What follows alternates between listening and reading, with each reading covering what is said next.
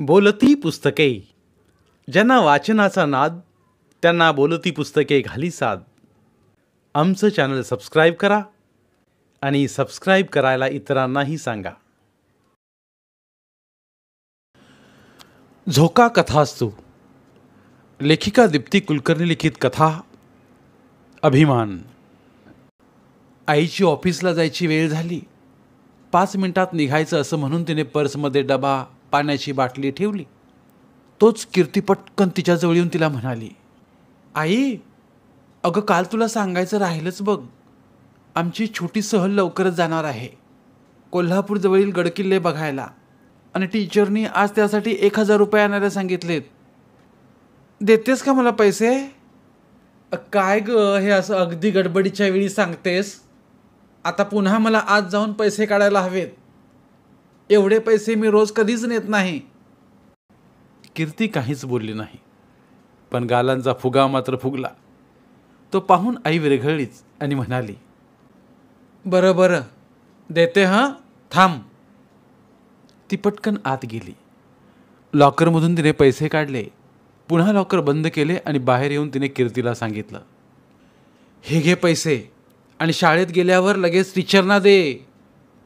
किती चांगली आहेस ग तू आई, असं म्हणत कीर्ती आईला चिकटली आणि गोड हसली. त्याबरोबर आईनं तिला मायेनं थोपटलं आणि आत्ता मात्र निघालं पाहिजे म्हणत ती बाहेर पडली.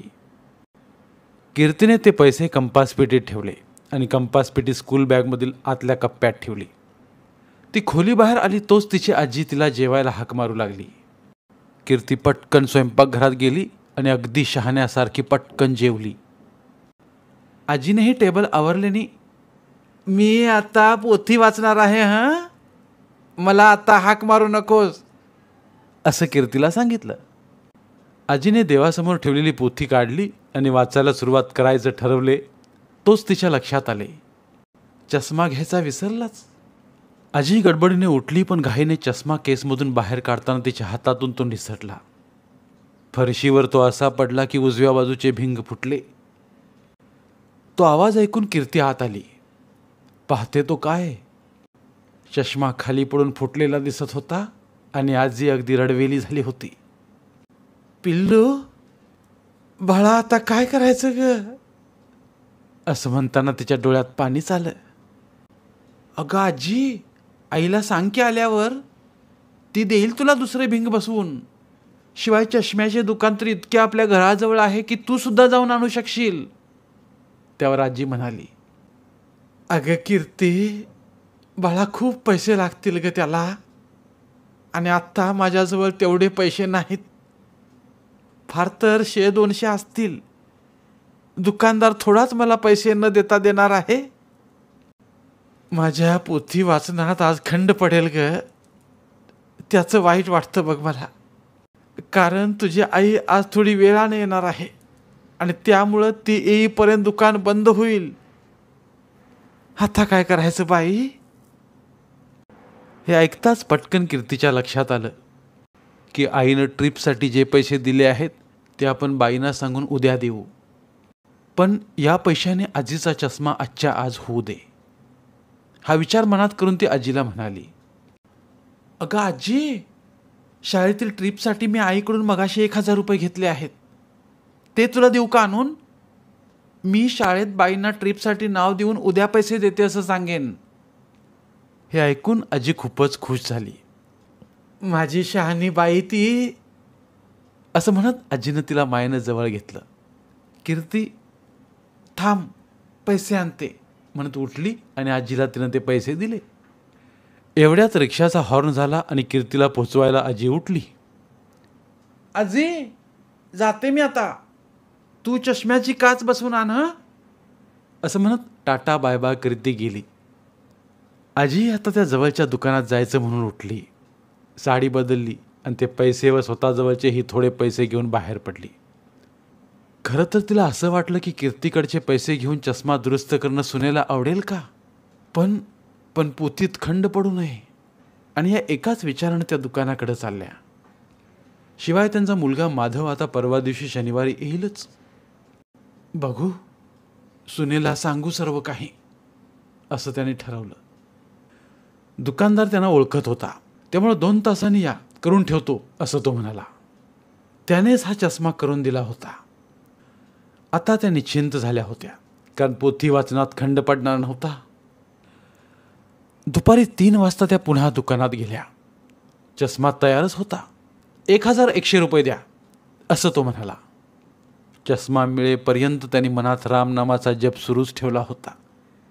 स्वतःचे पैसे म्हणजे 100 रुपये कीर्तीने दिलेल्या पैशात घालून त्यांनी सर्व पैसे दिले आणि घरी येताच पोथी वाचन सुरू केले. उद्या समाप्ती म्हणून पूर्णावरणाचा बेत करायचं त्यांनी ठरवलं. आता त्या नातीची वाट पाहू लागल्या. कीर्ती आलीने येताच तिने पहिल्यांदा आजीला चष्म्याबद्दल विचारलं. चष्मा मिळाला आणि आजीचं वाचनही झालं हे ऐकून हे म्हणत तिने टाळ्याच वाजवल्या. तिचं खाणं पिणं सर्व काही झालं आणि ती बाहेर खेळायला गेली. खेळून येताच आजीनं देवापुढं सांजवात करून शुभंकरोती म्हटलं आणि तिघींचा स्वयंपाक आटोपला. कीर्तीला वाढलं आणि आजी व कीर्ती सुनेची वाट पाहू लागल्या. आजीनं कीर्तीला सांगून ठेवलं होतं की आल्या आल्या आईला चष्म्याबद्दल सांगू नको तू. तिचं आणि माझं जेवण झालं की मग मी सांगेन. बरं असं म्हणून कीर्ती अभ्यासाला बसली. तोच तिची आई आली. चप्पल काढता काढताच तिने विचारलं, कीर्तीबाई जेवलात का? आणि शाळेत पैसे दिलेच ना नीट? यावर ती आजीकडे पाहू लागली. पण अगं अगं काय झालं? मी काय विचारत आहे तुला? असं म्हणताच मात्र कीर्तीने घडलेली सर्व हकीकत आईला सांगितली. आणि आता ती काय म्हणते याचा विचार आजीच्या मनात आला. पण आजीनं रामरायाला साकडं घातलं होतं, ते वाया गेलं नाही. आईनं पायसुद्धा न धुता आधी कीर्तीला जवळ घेतलं आणि ती म्हणाली, कीर्ती बाळा, मला अभिमान वाटतो हं तुझा. इतक्या लहान वयात तू आज जे केलंस त्याला तोड नाही. आता तुला उद्या दुसरे पैसे न देता मी तुझ्याबरोबर शाळेत येऊन पैसे भरते, कारण आज अधिक वेळ ऑफिसमध्ये थांबल्यानं उद्या मला थोडं उशिरा जायचं आहे. हे ऐकताच आजीचा जीव भांड्यात पडला. आजी म्हणाली, रामराया पावला हो मला. अगं विनिता, मी तुला हे सर्व जेवल्यावर सांगणारच होते. तू दिवसभर दमतेस, त्यात आज तू वेळानं येणार असल्यानं दुकान बंद झालं असतं. म्हणूनच घेतले मी पैसे बरं कीर्तीकडून, वाचनात खंड पडू नये म्हणून. चुकून चष्मा पडला आणि विनाकारण खर्च पडला बघ. तू रागावतेस काय अशी भीती वाटत होती बघ मला. अहो वयामुळं असं घडतं कधी कधी. माझ्या किंवा कीर्तीच्या हातून हेच घडलं असतं तर काय करणार होते मी? असू दे, तुम्ही मनाला लावून घेऊ नका. पण यापुढं मात्र काळजीपूर्वक चष्मा हाताळा बरं. आज कीर्तीकडे ते पैसे होते आणि तिच्या ते लक्षात येऊन तिनं तुम्हाला दिले म्हणून बरं झालं. आता उद्या कीर्तीचे बाबा आले की त्यांना तुमच्याजवळ थोडे पैसे ठेवायला सांगते. बरं बरं, आता पाय धुवून जेवायला ये. उद्या समाप्ती आहे पोथीची, त्यामुळं मी पूर्णावरणाचा बेत करणार आहे हो. ही माझी चिमुरडी मात्र शहाणी आहे हं. तिचा मलाही अभिमान आहे. सारी रामरायाची कृपा. बुद्धिदाता तोच. असं म्हणत त्यांनी प्रभू रामचंद्रास मनापासून नमस्कार केला. धन्यवाद. पुन्हा भेटूया एका नवीन कथेसोबत. मराठीतील प्रतिभावंत लेखकांचं साहित्य, कथा, कादंबऱ्या ऐकण्यासाठी आमचं बोलती पुस्तके हे चॅनल सबस्क्राईब करा.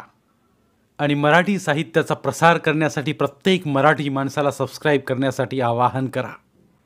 आणि बोलती पुस्तके या साहित्य चळवळीत सहभागी व्हा. आपले पुन्हा एकदा धन्यवाद.